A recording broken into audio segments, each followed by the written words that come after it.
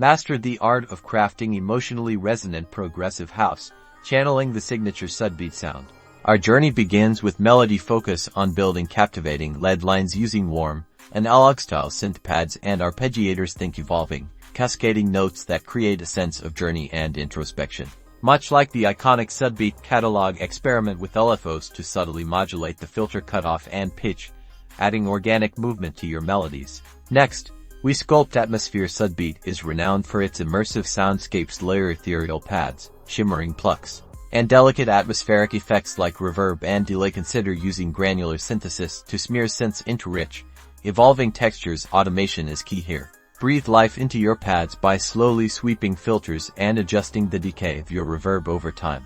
Intricate rhythmic patterns are the engine of Sudbeat's infectious groove. Lay down a solid foundation with a deep kick drum, a tight snare, and crisp hi-hats. Then, introduce subtle layers of percussion. Euro shakers, congos, or wood blocks. Euro placed precisely in the mix to create a complex yet flowing rhythm. Polyrhythms and syncopation are your friends.